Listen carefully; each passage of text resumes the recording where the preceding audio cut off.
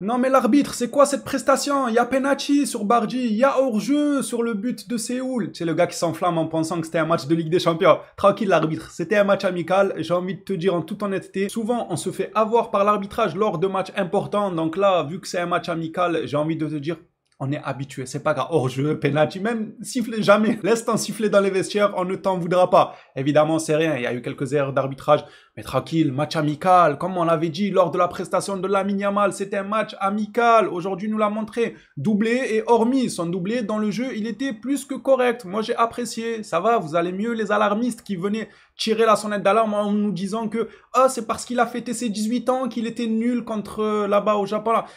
Tranquille, respirez les gars. Je vous salue les Blaugrana, j'espère que vous allez bien. On a vu du Joga Bonito, un score fleuve, des doublés de part et d'autre. Même les défenseurs ont participé à la fête. Christensen qui se transforme en canonnier pour envoyer une frappe à 30 mètres. On peut dire qu'on s'est régalé et qu'on a vu aussi certains joueurs être dans la continuité du premier match de la pré-saison. Par là, j'entends Bardi, évidemment. Je l'ai trouvé intéressant. En fait, il a vraiment quelque chose dans les pieds. Ça se voit, ces petits pas là qu'il fait dans les petits espaces. Sur le premier match, j'avais mis le point sur le fait que le gars fluidifiait le jeu et les attaques par son jeu en une touche de balle et sa technique. Aujourd'hui, il nous le confirme aussi. J'ai vu un Barça satisfaisant. J'ai vu deux collectifs comme lors du premier match très cohérents et on peut se frotter les mains d'avoir un collectif aussi bien fourni que ça. Par rapport aux saisons dernières, je pense les Blaugrana que cette saison, on n'aura pas l'excuse du « Ah oui, mais on n'a pas de doublure ».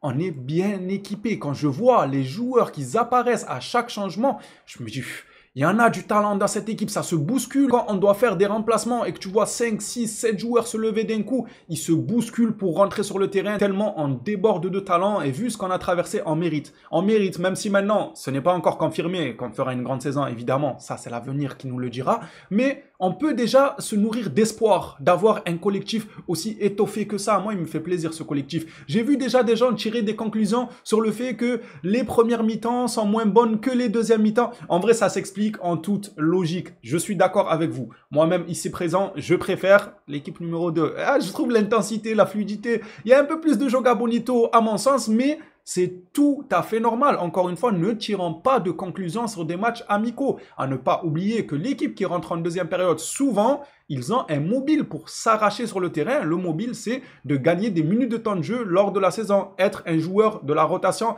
confirmé. Parce que là, dans les 11 joueurs, c'est pas les 11 qui vont être dans la rotation. On ne fait pas 11 changements à chaque match, à ce que je sache. On est tous d'accord. Ça veut dire que même dans la rotation, les places coûteront cher. Où est-ce que tu gagnes tes places pour cette fameuse rotation? C'est lors de la pré-saison, c'est lors des entraînements, la régularité, etc.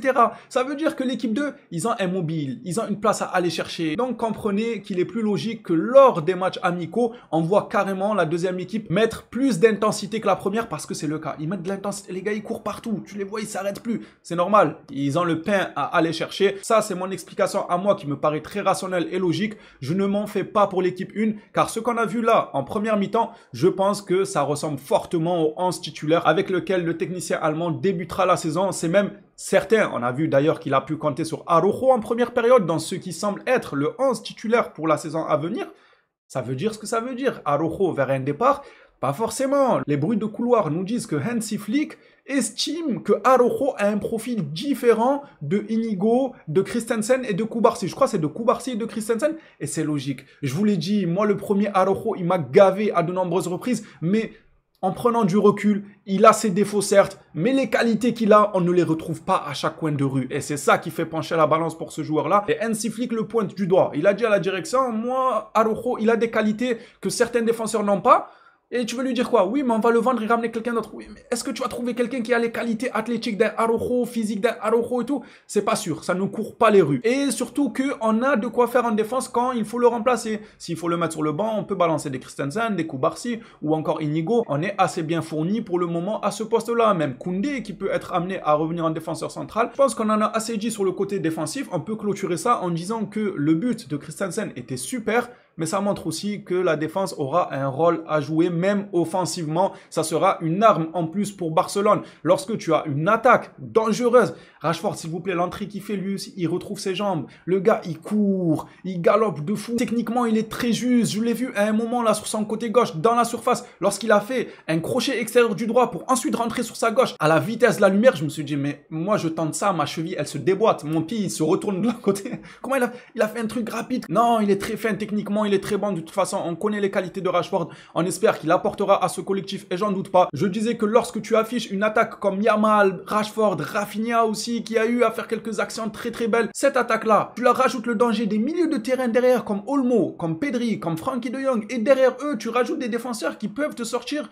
de temps à autre. On ne demande pas à ce que ce soit tous les matchs, mais ça reste une arme utile de temps à autre dans un match qui bloque, une équipe qui joue bloc bas. Ton défenseur qui tente sa chance à 30 mètres, c'est pas déconnant, ça arrive. Seulement, il faut que les défenseurs aient la qualité de tenter leur chance. Parce qu'il y en a, ils tentent leur chance, mais ils touchent des pigeons. Ça nous intéresse pas. Là, aujourd'hui, Christensen, il a bien fait. J'espère le revoir de la part de lui, ainsi que ses autres coéquipiers dans le secteur défensif. Ça reste une arme en plus à ne pas sous-estimer. Sincèrement, ce collectif est tellement doté de joueurs de talent que lorsqu'il y a eu la troisième phase de changement, c'est-à-dire pas la deuxième équipe qui rentre, mais la troisième, les quelques joueurs là, les 2-3 joueurs, notamment les frères Fernandez qui sont rentrés, le troisième changement, j'ai soufflé. Je me suis dit, oh, laissez-nous voir le jeu, s'il vous plaît. Il y a déjà assez de talent. Après, vous jouez vous. Après, je sais pas, on créera un match où vous jouez ce soir quand le stade va fermer. Je vous jure, j'en suis arrivé à un point, genre limite, en avoir marre de voir des talents sortir pour des talents rentrer. Laissez-nous voir les talents déjà sur le terrain. C'était déjà énorme. Je rigole, évidemment, il faut que tout le monde becte. Il faut que tout le monde, il ait son petit temps de jeu, qui participe à la fête. Il y a des rentrants qui ont marqué comme Ferran Torres, auteur d'un doublé, qui lui aussi entame cette pré-saison comme il avait fini la dernière saison, c'est-à-dire d'une très très bonne manière, très utile pour le collectif. Et Flick lui a fait comprendre qu'il va compter sur lui, malgré l'intérêt des Saoudiens. Le joueur ne va pas partir malheureusement. En plus, les Saoudiens nous disent qu'ils seraient prêts à mettre la somme que le Barça désire. Ça veut dire si la Porta dit « Allô, c'est 100 millions pour Ferran Torres », les Saoudiens vont mettre 100 millions. Mais je signe tous les jours. Mais Ferran ne voudra pas bouger. Il veut rester, ça se voit, il s'éclate, il est dans son pays, ses amis. Vous connaissez ce genre d'argument qui pèse lourd dans la balance pour un joueur et sa carrière. Quoi? Allez voir ailleurs. Bon, pour l'argent, vous me direz. Peut-être qu'il ira dans les saisons à venir. On verra bien. Bref, le contenu m'a fait plaisir. Il y en a qu'un qui m'a pas fait plaisir. Moi, c'est Hector Faible. En plus, il se prit un truc à moi. Ouh, il se prit un petit pan là, à un moment, il est tombé par terre.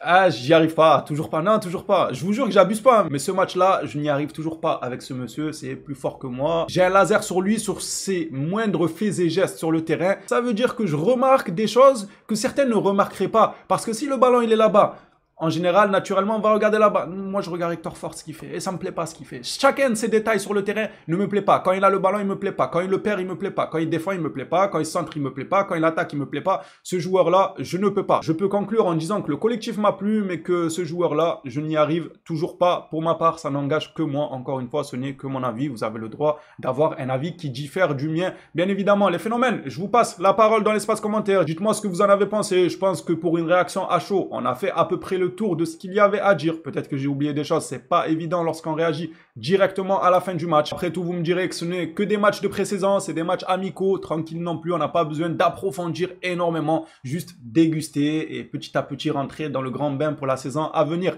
Les phénomènes, à votre tour de jouer, on s'attrape à la prochaine sur le FC Barcelone. D'ici là, prenez soin de vous.